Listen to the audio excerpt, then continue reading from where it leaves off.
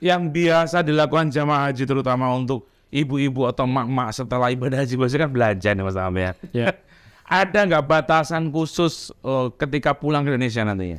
Kalau di Indonesia itu nanti batasannya ada Mas. Kalau tahun 2022 kemarin itu 30 kg pulangnya itu. Jadi penyakit jamaah ini kan biasanya begini. Penyakit jamaah Mas Tamam nyebutnya.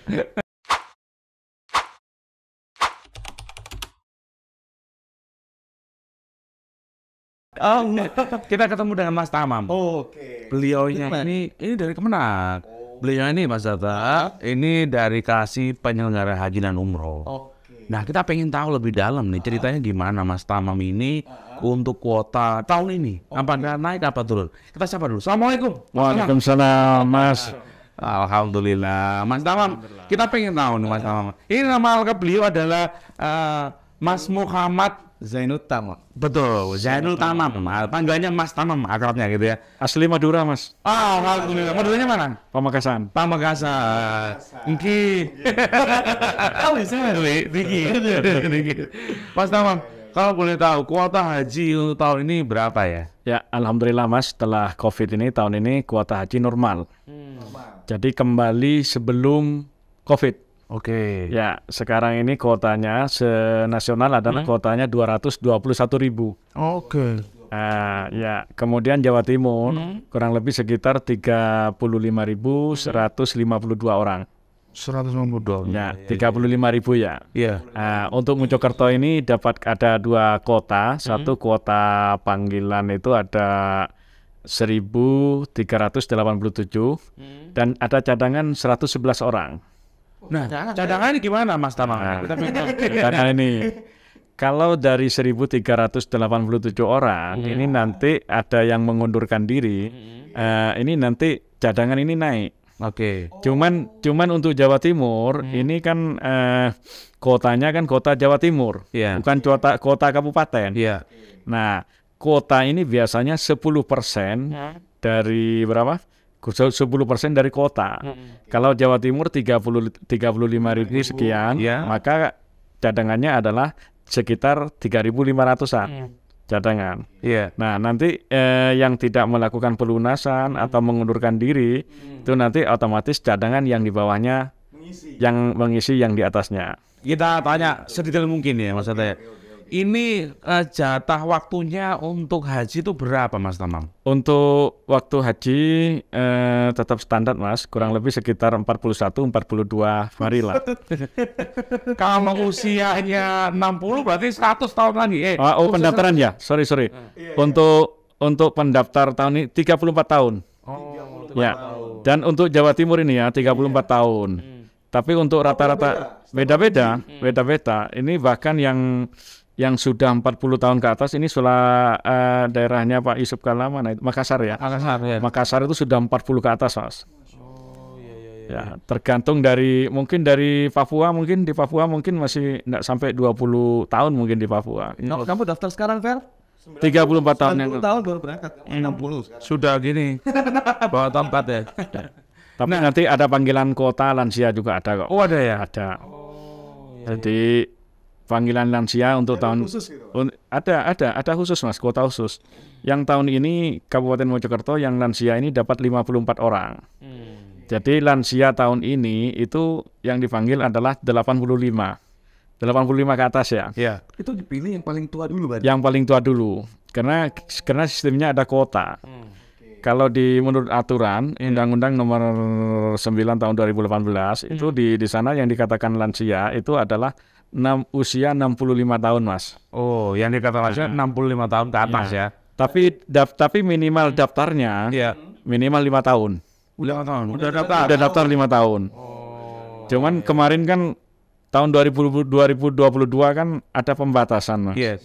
Tahun 2022 kan usia yang bisa berangkat ke Arab Saudi maksimal usia 65 tahun. Iya. Sehingga yang 65 tahun ke atas kan tidak berangkat, yang lansia. Sehingga tahun ini jatah lansia itu yang berangkat itu adalah usia minimal 85 sampai 100 sekian, Mas.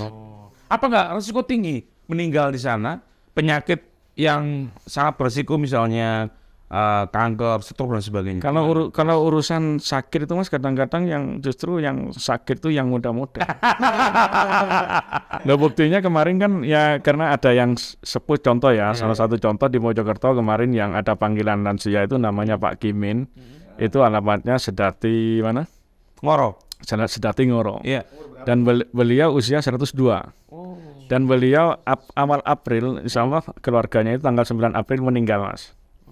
Jadi otomatis kan tidak bisa berangkat karena meninggal. Iya. Nah, gimana tuh Pak kalau meninggal kita nggak bisa Kalau meninggal dia kan panggilan porsi Mas. Kalau misalkan meninggal ya, jadi sekarang ini kan enaknya porsi ada namanya pelimpahan. Jadi kalau bahasa kita porsi itu bisa diwariskan.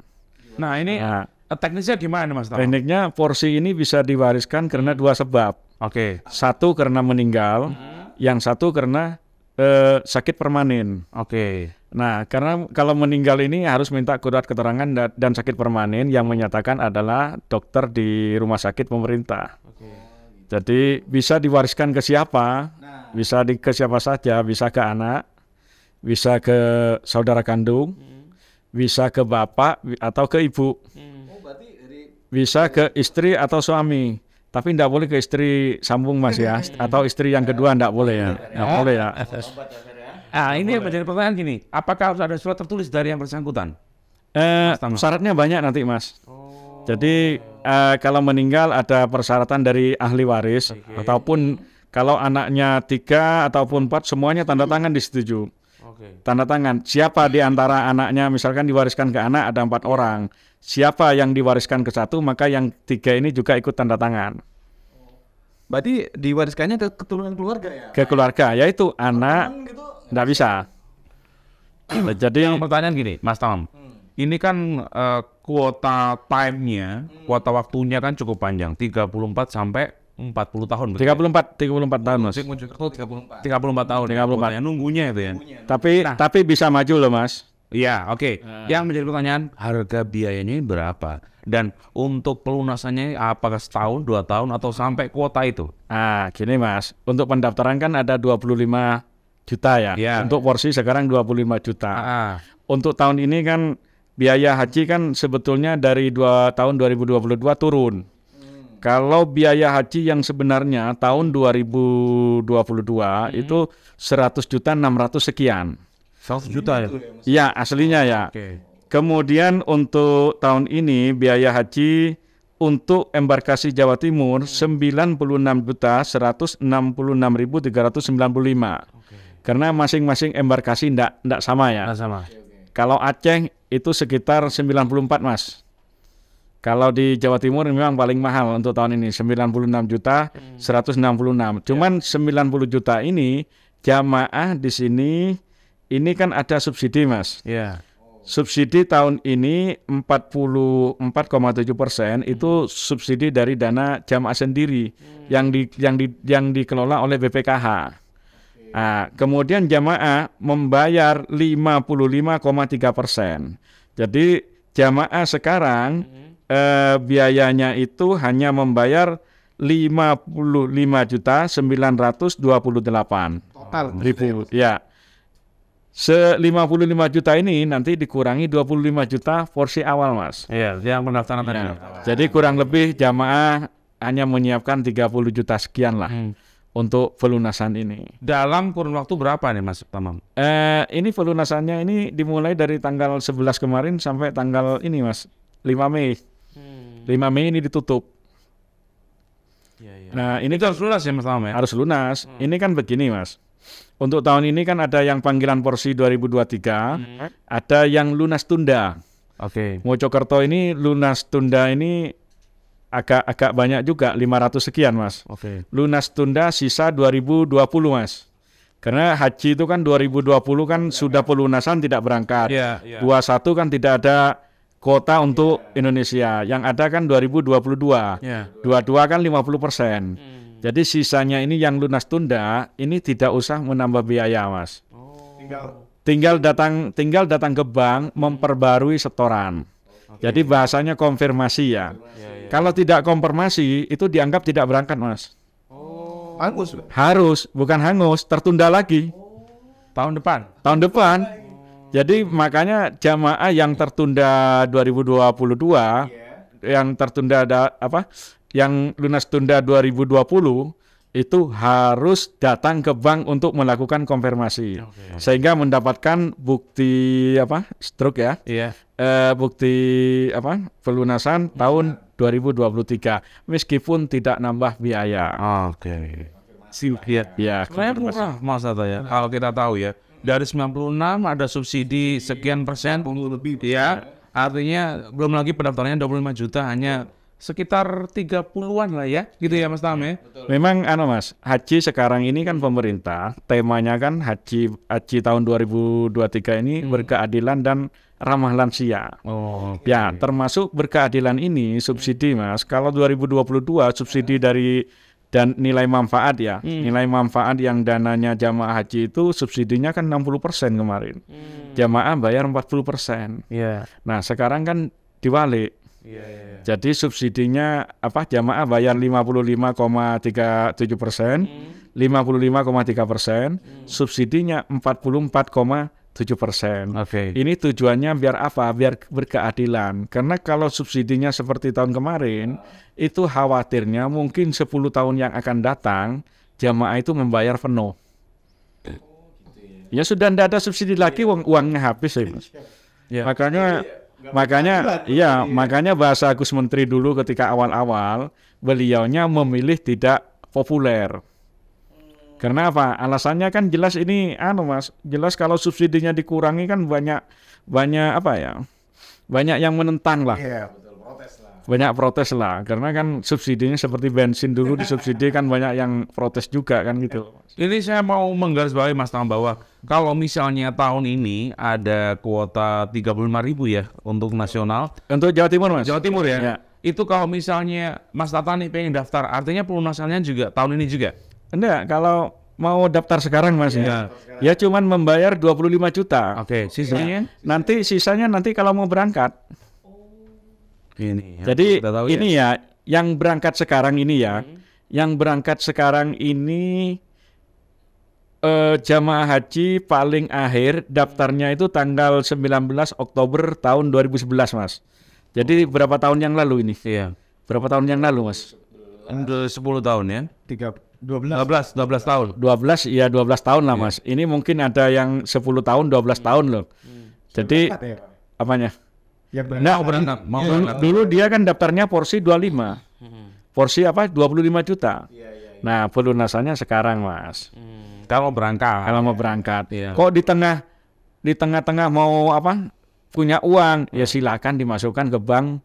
Ada hitungannya kok nanti itu kok. Oleh BPKH dia tetap dihitung kok di situ kok Mas. Mas Tamam, kita pengen tahu nih. Orang kan kalau mau ibadah haji biasanya ada manasik, gitu ya. Ada manasik, ada beberapa pembekalan. Nah, persiapan. Yang kita tahu kalau usia lansia ini nantinya pembimbingnya atau yang mendampingi dari Kemenak ada nggak sih? Atau memang ya udah usia lanjut nanti anaknya atau siapa gitu yang mendampingi atau gimana? Ya Mas, untuk manasik itu jamaah Kabupaten Mojokerto ini 90% semuanya ikut KBIHU Mas, kelompok bimbingan ibadah haji dan umroh. Jadi kalau di Kabupaten Mojokerto ada 10 KBIHU lah. Nah, mayoritas masuk ke sana. Di KBIHU ini juga ini partner dari Kemenak untuk memberikan pelayanan bimbingan kepada jamaah. Nah, sedangkan kalau dari Kemenak sendiri itu nanti ada Mas menjelang keberangkatan. Insya Allah nanti kita laksanakan mungkin pertengahan bulan Mei. Pertengahan bulan Mei kita laksanakan di kabupaten 2 kali, di kecamatan, nanti di kecamatan itu Mas, kita laksanakan sebanyak 6 kali. Jadi pesertanya di kecamatan ini minimal 45, tapi rata-rata 45 sampai 100 lah di kecamatan itu. Kalau misalkan ada di bawah 45 jamaah itu nanti dengan menggabung dengan jamaah terdekat. Jadi insya Allah pembinaan dari Kemenak saja itu sudah cukup kok Mas. Jadi nanti untuk nanti di Arab Saudi ini rata-rata pembimbing KBIH juga ikut kok Mas, juga ikut membimbing. Tapi di samping itu juga ada pembimbing kloter kok Mas. Di samping pembimbing kloter juga ada PHD loh, petugas haji daerah. Petugas haji daerah. Nah, apa aja nih Pak? PHD daerah ini membantu kloter, Mas. Membantu petugas kloter. Jadi satu kloter itu ada 5 orang petugas, ada yang namanya pembimbing atau yang disebut dengan TPHI, pembimbing kloter, ada ketua kloter. Ya, Mas Tamam, saya pengen tanya Mas Tamam. Dari 96 juta sekian tadi kan ada subsidi dari pemerintah. Ya. Totalnya ini nanti sebenarnya untuk penginapan di sana, kemudian pesawat dan sebagainya, atau seperti apa nanti? Karena begini, yang kita tahu bahwa mereka, para jamaah ini juga bontot, intanasin dan sebagainya. Kita perlu penjelasan dari Mas Tamam nih. Ya. Untuk biaya memang Mas, untuk biaya haji itu sebetulnya yang paling mahal itu adalah di pesawat. Pesawat itu 30 juta sekian. Yes. Karena apa? Kenapa pesawatnya orang haji dengan umroh itu beda ya? Kalau haji kan pesawatnya itu sistem charter. Oke. Jadi mengangkut dari sama PP 4 kali PP lah. Jadi kalau jamaah haji mengangkut dari Indonesia ke Jeddah misalkan, itu nanti ngambil lagi ke sini itu dari Jeddahnya ke sini kosong Mas. Begitu juga sebaliknya. Jadi di samping itu juga konsumsi. Karena apa? Karena jamaah haji selama di Arab Saudi, mulai dari Madinah, Mekah, Armusna, Arafah, Mina, Musdalifah, itu makannya 2 kali Mas sekarang Mas. Jadi makannya 2 kali dengan menu Indonesia lah untuk tahun ini. Makanya kemarin Gus Menteri itu kan melepas ekspor bahan makanan yang ke Arab Saudi. Ini baru pertama kali. Jadi nanti sebelumnya masih banyak dari Asia Mas. Oke. Ya mungkin bawang dari Thailand mana, tapi untuk tahun ini diusahakan bahannya konsumsinya ini makanannya dari Indonesia. Dari Indonesia. Nah, Mas Tamam, untuk jamaah biasanya bawa ya. Iya, bawa itu. Nah, karena jamaah asin, kloto gitu. Gimana? Jamaah kita itu kadang-kadang Mas. Boleh ketawain Mas Tamam ini. Kadang-kadang begini. Beliaunya pengalaman di sana ya sama kloter jamaahnya beliau. Kalau di sana kan makannya kan rata-rata yang muda seperti kemarin ya. Itu makannya kalau tahun kemarin 2022 kan memang haji spesial kan. Makannya sehari 3 kali. Oke. Itu ada hitungannya, ada 7 kali itu ikan-ikanan ya. Tapi biasanya banyak ikan patin.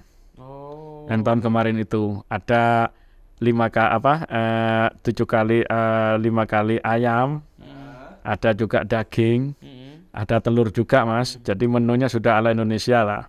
Jadi jamaah itu kadang-kadang jamaah kita kalau enggak nyambul itu kadang-kadang ya kurang afdol juga Mas.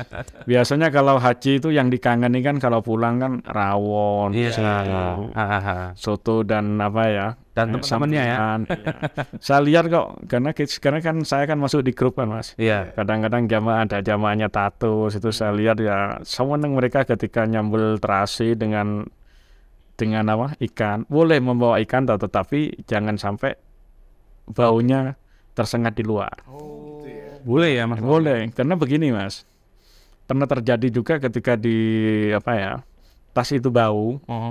Dibuka di Arab Saudi itu terasi. Itu mereka enggak tahu apa itu terasi Mas. Itu dianggap barang-barang dianggap barang bahaya juga. Oke. Iya, makanya kalau bawa terasi ya yang hati-hatilah, jangan sampai Boleh aja sebenarnya Mas ya.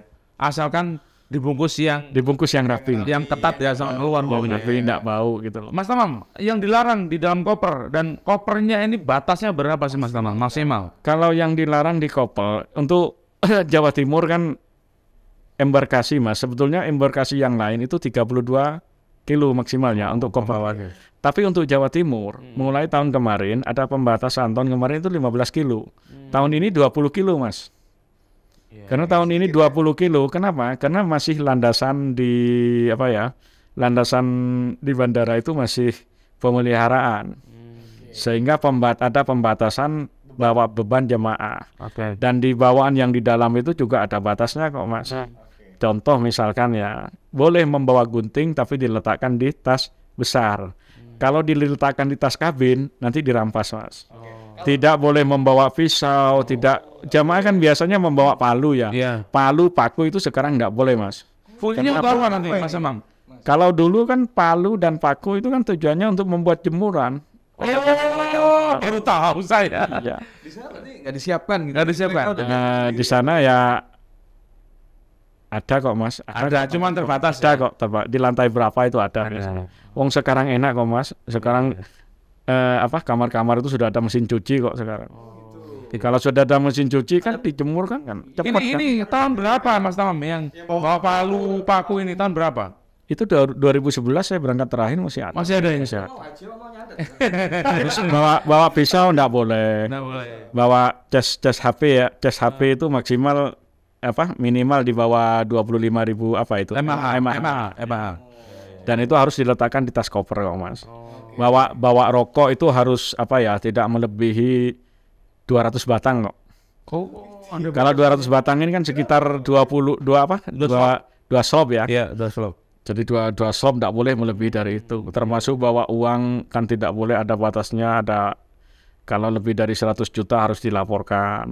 Oh, enggak boleh. Tapi kan ini tujuannya nanti untuk belanja di sana Mas Tam. Apakah tetap dilarang? Ada pembatasannya kok Mas. Pakai desa ya? Iya. Kan sekarang zaman geser lah. Jamaah itu kalau jamaah 100 juta ke atas dibuat apa? Kalau tadi tas kan ada batasan 30. 20 kilo. Badan ada batasan. Untuk apa? Badan. Enggak ada. Enggak masalah. Ada tempat khusus kok kayaknya. Biasanya yang besar kan dekat kabin kan, dekat pintu ya. Iya. Dan nanti kalau kecelakaan enggak ada kok Mas. Enggak ada, gini enggak ditolak kok. Iya. Ini bukan mau permainan, mau ibadah haji. Iya. Mas Tamam, sebenarnya durasi waktunya berapa hari Mas Tamam kalau haji itu? Standarnya di sana ya. Iya. Kalau durasi waktunya kurang lebih sekitar 41-42 hari. Iya. Karena begini ya, Mojokerto untuk tahun ini kan alhamdulillah Mojokerto tahun ini juga masuk gelombang kedua. Berangkatnya akhir kok Mas, kalau terakhir kok. Perkiraan tanggal 15 Juni lah. Perkiraan 15 Juni ke atas. Karena pemberangkatan terakhir gelombang 2 itu tanggal 22 Juni. Ini kita ini kan masih sudah ada Qur'ah kemarin, cuman Qur'ah gelombang saja. Oke. Jadi Mojokerto kebetulan kota Mojokerto terakhir, Kabupaten Mojokerto di atasnya. Oke. Mas Tamam, saya pengen tahu detail. Kalau orang jemaah ini berangkat dari Pemkab ke Asrama Haji Sukolilo Surabaya, itu sampai 2 hari 3 hari ngapain tuh, nggak harus langsung ke sana gitu? Iya, kan begini Mas, itu kan sudah tradisi lah. Jadi masih transit di Pemkab dulu, doa bersama di sana, diberangkatkan oleh Bupati, kemudian langsung ke asrama haji. Nah di asrama haji ini adalah jamaah bisa istirahat. Karena apa? Budaya kita itu kan biasanya jamaah kan sebelum berangkat kan ada tamu, saudara-saudaranya ke sana, melean. Makanya nanti kita sarankan begini Mas. Karena jamaah haji kita ini berangkat kloter akhir. Ya. Kloter akhir itu bisa kloter terakhir nanti. Karena di Jawa Timur, informasi kemarin itu kalau tidak ada penambahan itu kloternya sebanyak 82. Mungkin Mojokerto ini bisa 80, bisa 81, bisa juga 82 kloternya. Nah, ini untuk jamaah ini agar selalu menjaga kesehatan. Meskipun di asrama haji nanti bisa nginep di situ. Kenapa? Karena di sini ada titik rawan, Mas. Rawannya begini, jamaah itu nyampe di Mekah, berangkat kalau berangkat tanggal 22 pagi misalnya diterbangkan 22 pagi, maka nyampainya 22 malam di mana? Di Arab Saudi. Itu 1 minggu lagi langsung pelaksanaan haji, Mas. Jadi 1 minggu lagi, makanya harus badan betul-betul fit. Ya, di sana ya digunakan untuk istirahat. Karena apa? Karena 1 minggu lagi mau langsung ke Arafah pelaksanaannya. Ya, makanya nanti jamaah ketika ada bimbingan manasik di kabupaten, kita beri pembekalan lah. Kalau mau berangkat, ya mau syukuran jauh-jauh sebelumnya dilaksanakan. Saudaranya mau bertamu, mungkin 1 minggu sebelumnya sudah jadwal ya, Mas Tom ya. Kalau bisa seperti itu, Mas. Jadi kalau mau berangkat sehari 2 hari ini, jangan sampai melean lah. Iya. Karena kemarin mohon maaf ada yang tertinggal dari kloter ya. Oke. Jadi HP-nya HP-nya turun ya. Tahun kemarin ada dua jemaah itu terpaksa ikut kloter berikutnya. Setelah kita tanya ternyata ya melekan Mas. Jadi sampai jam 12 malam nggak bisa tidur. Capek ya? Iya. Jadi itu nggak dianjurkan sama. Sehingga HB-nya turun Mas. Kalau sudah turun dia menginap di mana? Di rumah sakit mana? Di rumah sakit asrama haji itu. Kan ada rumah sakit haji itu. Nginap di situ Mas.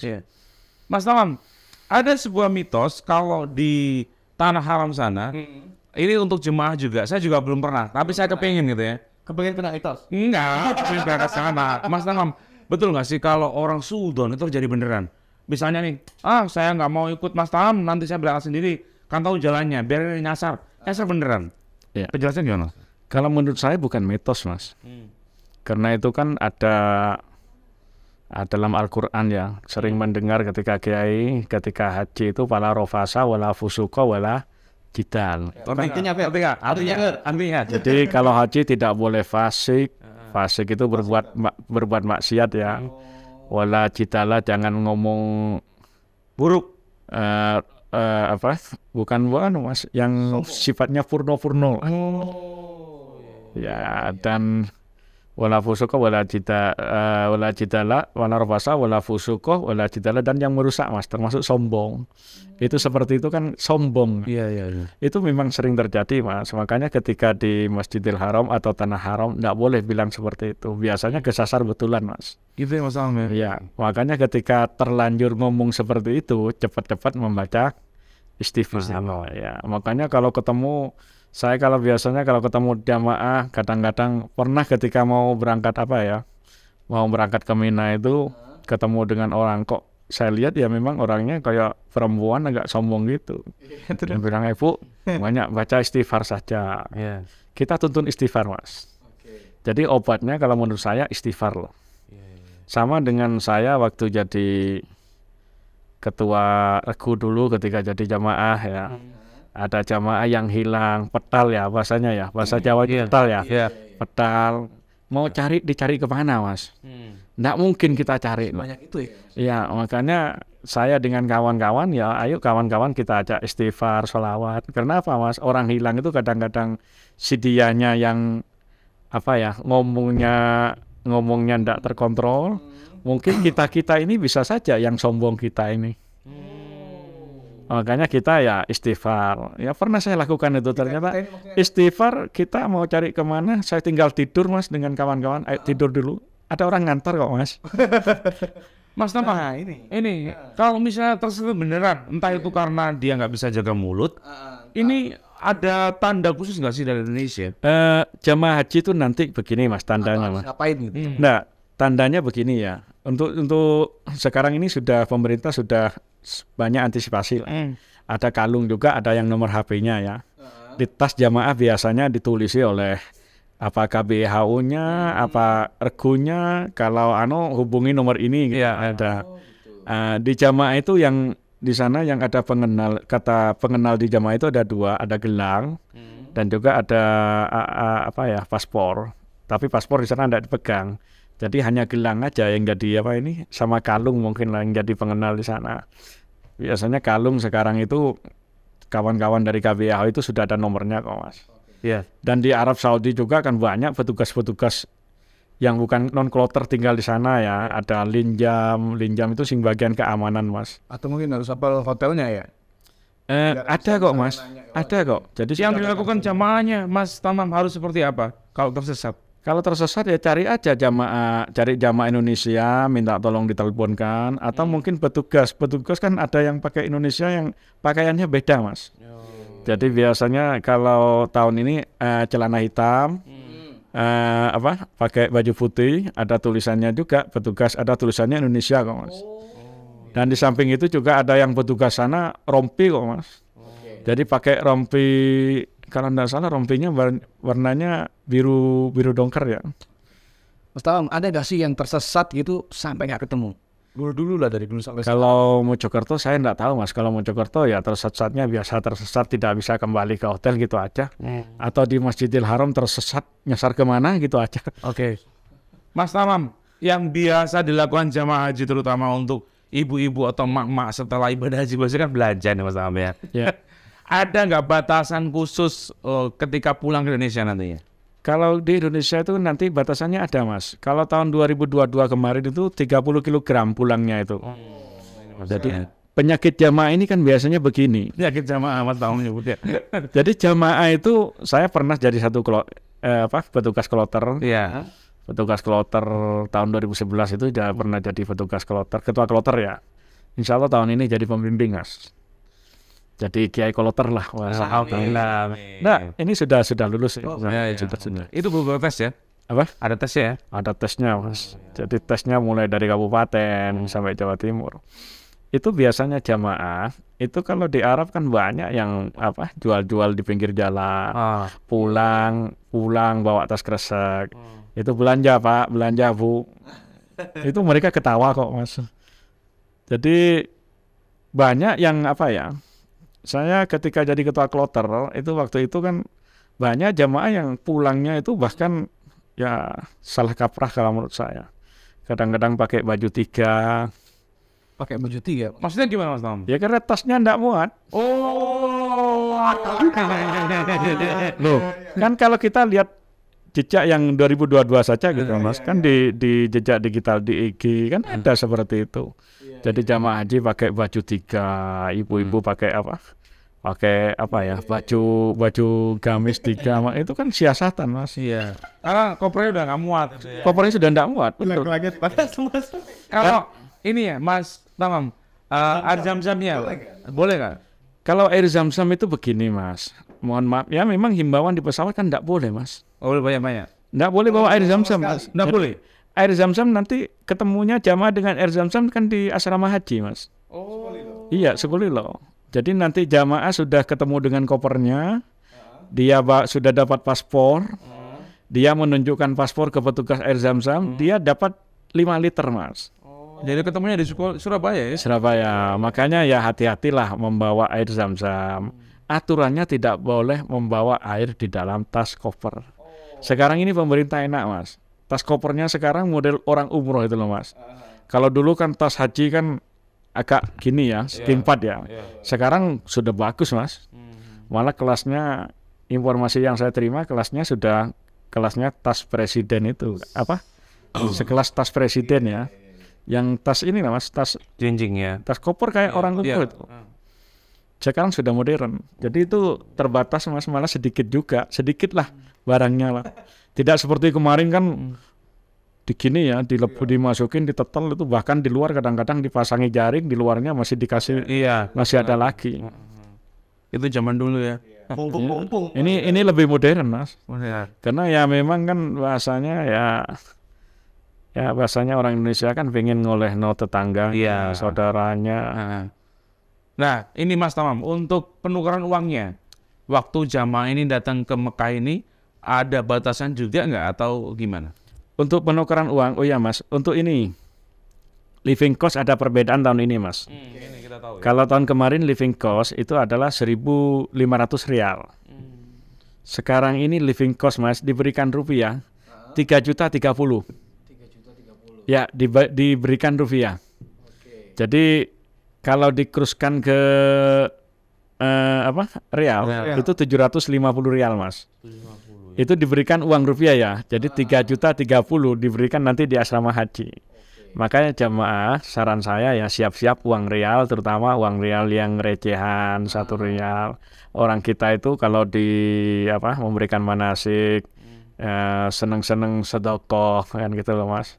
Jadi 1 real mungkin 5 real, 10 real. Tapi di sana enggak kesulitan kok Mas. Uang sekarang kan laku kan orang Indonesia kan. Di sana kan bahasanya kalau kita lihat di IG kan uang Jokowi kan gitu. Uang Jokowi 50.000, 20.000. Ya. Kalau 50.000 itu sekitar 20 real kalau sekitar 20 real ya. Iya. Sekitar berapa? 10 real Mas. 50.000 itu disamakan sekitar 10 real. Tapi kalau menurut saya rugi kita sebetulnya Mas. Lebih baik tukar real. Real kan 4.000 berapa hitungannya. Mungkin kalau tukar 4.100, 4.200 kan. Itu padahal harga barang itu sekitar 10 real lah. Jadi kita ini sebetulnya rugi. Cuman jemaah kan kadang-kadang enggak mau ribet kan. Realnya di eman-eman. Kalau dulu kan enak Mas. Kalau dulu kan ketika dapat uang saku 1.500 rial, tukar di sana kan lebih murah antar jamaah. Biasanya yang sepuh-sepuh kan awet uangnya itu. Dia butuh uang apa? Uang Indonesia. Sedangkan yang muda-muda ini butuh uang real. Jadi tukarnya lebih murah biasanya Mas. Itu antar ketua rombongan, antar ketua regu biasanya. Nah ini kita pengen detail lagi Mas Tamam, bagaimana pengawasan, kan ini Kemenak hanya pengawasan untuk umroh. Ya. Kita pengen sedikit himbauan dari Mas Tamam. Kan ada Mas Tamam, pihak-pihak yang menggiurkan, saya menyebutnya pihak-pihak atau oknum ya, yang memberikan statement di baliho-baliho yang murah-murah untuk memberikan satu ini benar apa palsu, gimana Mas Tamam? Ya, terima kasih Mas. Yang pertama, indikasi umroh tidak benar itu kalau biayanya terlalu murah. Jadi sama dengan kalau kita belanja di apa ya, belanja mungkin di Facebook online. Kalau terlalu murah kadang-kadang kan uangnya nyampe, barangnya kan tidak ada Mas. Atau kadang-kadang barangnya dikirim ya. Nggak sesuai. Makanya umroh, kalau menurut saya kalau mau umroh, sebetulnya umroh itu yang menyebabkan mahal tidaknya itu tergantung dari penginapan Mas. Makanya kalau kita umroh, kita cari travel yang resmi atau mungkin ada agen di sini ya, karena ada travel, ada agen juga. Bisa travelnya di Surabaya, di sini jadi agennya. Mungkin yang cari yang biasanya memberangkatkan teman kita, tanya ke teman kita. Nah, ketika kita lihat jangan tergiur harganya. Rata-rata umroh itu harganya Mas kurang lebih sekitar 30 lah, bisa naik. Mahalnya umroh ini kan tergantung waktu juga pengaruh loh Mas. Ketika puasa kemarin ya, awal puasa dengan akhir puasa beda loh. Lebih mahal akhir puasa karena berburu malam Lailatul Qadar di situ. Terus yang kedua, jarak penginapan. Penginapan saja dekat apa enggak dengan Masjidil Haram? Kalau di Grand Zamzam di bawahnya kan banyak hotel di situ. Grand Zamzam saja yang di bawahnya hotel itu lihat Mas. Dapat kamar yang view Ka'bah dengan view latar masjid itu Mas, atau view hotel itu beda harganya loh Mas. Jadi yang di bawahnya Grand Zamzam atau di Hilton yang paling mahal di situ ya, itu yang paling mahal adalah view-nya yang ke Ka'bah. Itu yang paling mahal. Yang perlu dilihat kan itu Mas, hotelnya di Mekah. Kemudian yang ketiga makanannya seperti apa. Itu yang sangat berpengaruh sekali terhadap apa ya, harga dari pelaksanaan umroh. Dan yang umroh ini kalau bisa jamaah jangan tergiur dengan harga murah, karena kemarin yang tertipu, kemarin kita kan di Jakarta, di mana itu luar Jawa kan banyak ada kemarin kan yang sudah ketangkap. Itu kan bayarnya cuma sekitar 19 juta Mas. Umroh bahasanya kalau 19 juta ini katanya travel, kulaannya saja tidak dapat. Ini bahasanya non travel ya, makanya hati-hatilah. Cari dulu izinnya, cari dulu yang kita kenal saja. Jangan tergiur murah. Karena kalau murah itu katakanlah 25 juta ini Mas ya, 14 hari 25 juta, ini masih tanda tanya loh. Bisa saja dia itu ketika daftar, setelah itu ada tambahan ini. Makanya tanyalah ketika mau umroh, fasilitasnya apa, ada tambahan apa, sehingga kita tidak kecewa. Terutama orang ini kadang-kadang dia tidak tanya, murah-murah daftar, ternyata tempatnya jauh di sana, hotelnya. Hotelnya katakanlah tidak sesuai dengan harapan. Atau mungkin pesawat Mas. Pesawat langsung dari mana? Dari katakanlah biasanya kalau umroh itu ke Madinah dulu. Dari Surabaya ke Madinah itu ada yang transit Mas. Karena transit itu juga dihitung loh Mas.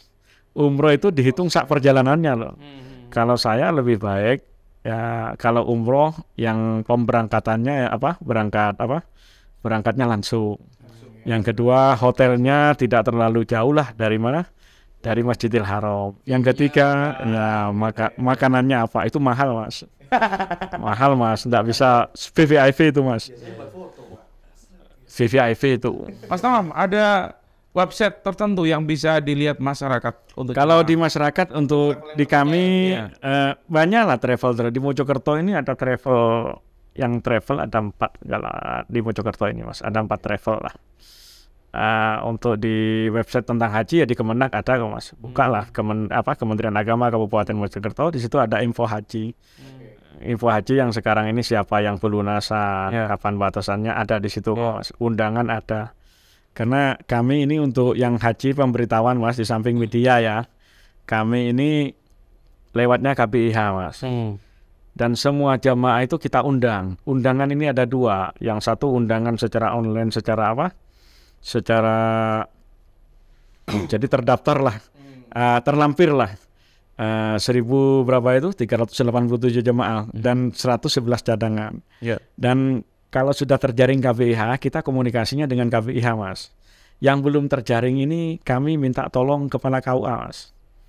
Jadi Kepala KUA, penyuluh, yang jalan-jalan yang tahu ke desa-desa, karena sekarang ini Mas, ada juga jamaah haji yang sekarang ini di samping ngurus paspor ya, punya kewajiban biometrik visa Mas.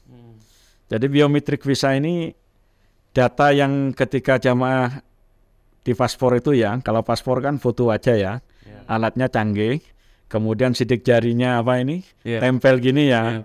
Kalau visa ini ada program khusus Mas dari Kedutaan Arab Saudi ya, melalui perwakilannya di Jakarta itu ada aplikasinya namanya BioVisa. Jadi jamaah punya kewajiban untuk BioVisa Mas. Biasanya kami ini dampingi lah jamaah ke kantor atau ke KBIH.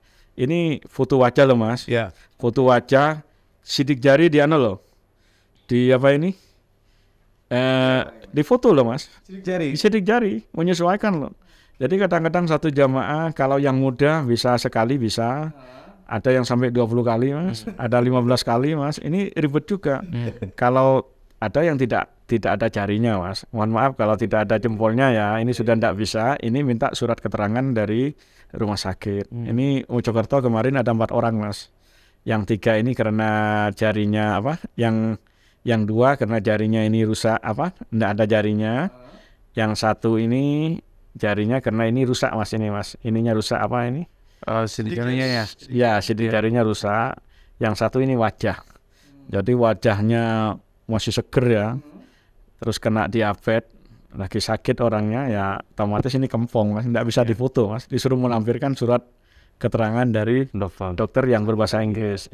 Mas Tamam, kita terima kasih banget Sama-sama. dengan banyak edukasi. Terakhir Mas Tamam, apa yang disampaikan kepada calon jemaah haji Indonesia khususnya di Mojokerto Kabupaten?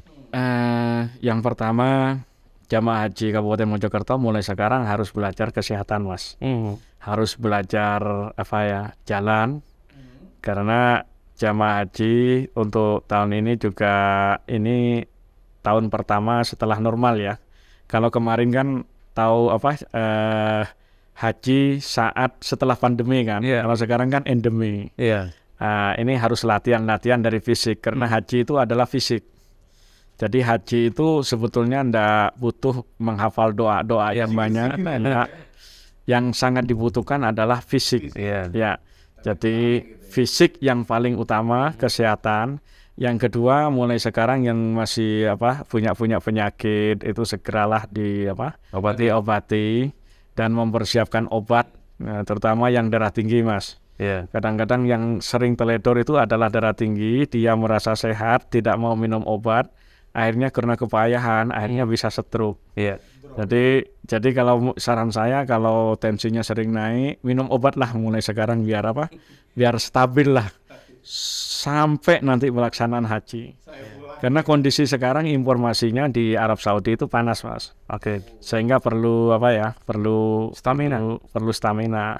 Kemudian yang ketiga mulai sekarang jaga hati lah, memperbanyak zikir-zikir. Saat puasa ini kesempatan untuk minta maaf siapa yang tersakiti. Karena tujuan tadi syukuran kan tujuannya adalah minta maaf kan. Jadi tidak mungkin kita minta maaf ke saudara, ke tetangga. Akhirnya diundanglah untuk minta maaf dan mendoakan kan gitu loh Mas. Nah itu yang perlu dipersiapkan mulai sekarang. Termasuk yang keempat mungkin ilmu-ilmu manasik Mas. Jadi saran saya nanti ketika mengikuti manasik betul-betul diikuti.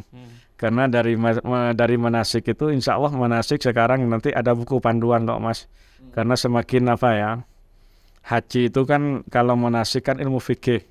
Jadi fikih itu bisa dibuat ruwet, bisa dibuat enteng.